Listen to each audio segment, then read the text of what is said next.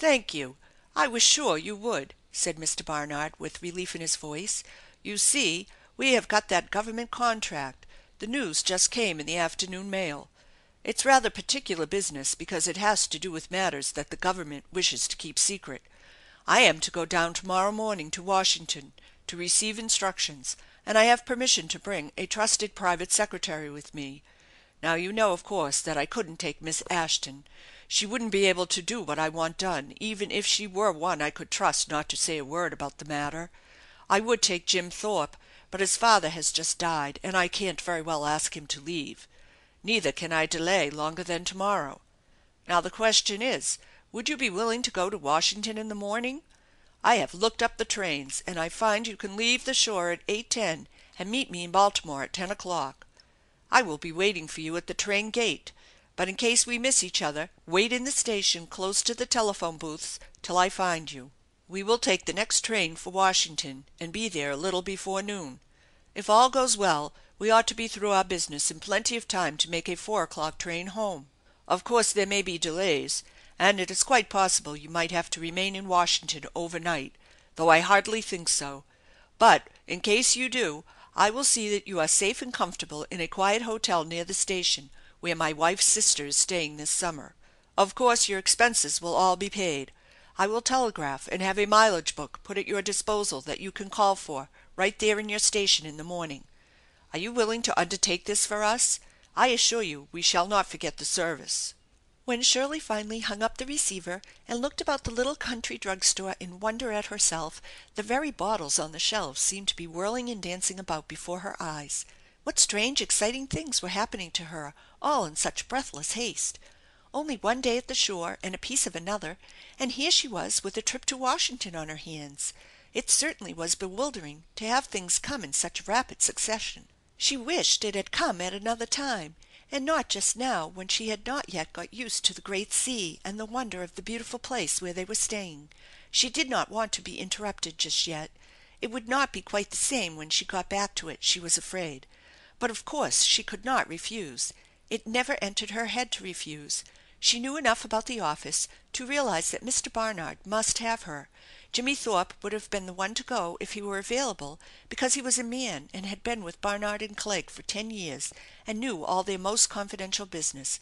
But of course Jimmie could not go with his father lying dead and his mother and invalid sister needing him, and there was no one else but herself. She thought it all out on the way back to the cottage, with a little pang at the thought of losing the next day and of having perhaps to stay over in Washington a day and maybe miss the arrival of Sidney Graham, if he should come in a day or two as he had promised. He might even come and go back again before she was able to return, and perhaps he would think her ungrateful to leave when he had been so kind to plan all this lovely vacation for her pleasure. Then she brought herself up smartly and told herself decidedly that it was nothing to him whether she was there or not, and it certainly had no right to be anything to her. It was a good thing she was going, and would probably be a good thing for all concerned if she stayed until he went back to the city again. With this firm determination she hurried up to the veranda where her mother sat with Doris and told her story. Mrs. Hollister looked troubled. " I'm sorry you gave him an answer, Shirley, without waiting to talk it over with me. I don't believe I like the idea of your going to a strange city all alone that way.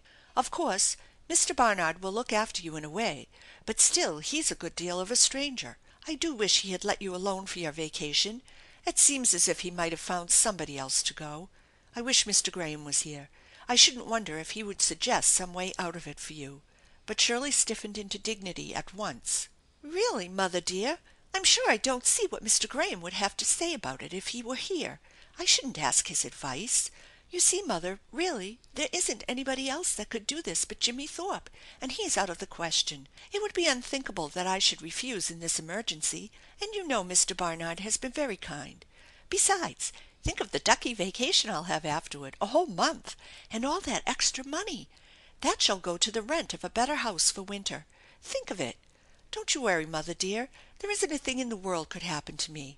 I'll be the very most discreetest person you ever heard of. I'll even glance shyly at the White House and Capitol. Come, let's go up and get dolled up for supper. Won't the children be surprised when they hear I'm really to go to Washington? I'm so excited I don't know what to do." Mrs. Hollister said no more, and entered pleasantly into the merry talk at the table, telling Shirley what she must be sure to see at the nation's capital. But the next morning, just as Shirley was about to leave for the station, escorted by all the children, Mrs. Hollister came with a package of addressed postal cards, which she had made George get for her the night before, and put them in Shirley's bag. " Just drop us a line as you go along, dear," she said. " I'll feel happier about it to be hearing from you. Mail one whenever you have the chance." Shirley laughed as she looked at the fat package. " All those, mother dear? You must expect I am going to stay a month. You know I won't have much time for writing, and I fully expect to be back to night or to morrow at the latest." " Well, that's all right," said her mother. " You can use them another time then, but you can just put a line on one whenever it is convenient. I shall enjoy getting them even after you get back. You know this is your first journey out into the world alone." Shirley stooped to kiss the little mother. " All right, dear. I'll write you a serial story, each one continued in our next. Good by. Don't take too long a walk to day. I want you rested to hear all I'll have to tell you when I get back to night." Shirley wrote the first postal card as soon as she was settled in the train, describing the other occupants of the car and making a vivid picture of the landscape that was slipping by her windows. She wrote the second in the Baltimore station, after she had met Mr. Barnard, while he went to get seats in the parlor car, and she mailed them both at Baltimore. The third was written as they neared Washington, with the dim vision of the great monument dawning on her wondering sight in the distance. Her last sentence gave her first impression of the nation's capital. They had eaten lunch in the dining car, a wonderful experience to the girl, and she promised herself another postal devoted to that. But there was no time to write more after they reached Washington. She was put into a taxi and whirled away to an office where her work began. She caught glimpses of great buildings on the way, and gazed with awe at the dome of the Capitol building. Mr. Barnard was kind, and pointed out this and that, but it was plain his mind was on the coming interview. When Shirley sat at last in a quiet corner of a big, dark office, her pen poised, her notebook ready for work, and looked at the serious faces of the men in the room, she felt as if she had been rushed through a treasure vault of glorious jewels and thrust into the darkness of a tomb. But presently the talk about her interested her. Things were being said about the vital interests of the country, scraps of sentences that reminded her of the trend of talk in the daily papers and the headings of front columns. She looked about her with interest, and noted the familiarity with which these men quoted the words of those high up in authority in the government. With awe she began her work, taking down whatever Mr. Barnard dictated, her fingers flying over the tiny pages of the notebook in small, neat characters, keeping pace with the voices going on about her. The detail work she was setting down was not of especial interest to her, save that it was concerned with government work, for its phraseology was familiar and a part of her daily routine office work at home; but she set every sense on the alert to get the tiniest detail and not to make the smallest mistake, understanding from the voices of the men about her that it was of vital interest to the country that this order should be filled quickly and accurately. As she capped her fountain pen and slipped the rubber band on her notebook when it was over, she heard one of the men just behind her say in a low tone to Mr. Barnard: "You're sure of your secretary, of course. I just want to give you the tip that this thing is being very closely watched. We have reason to believe there's some spying planned. Keep your notes carefully, and don't let too many in on this.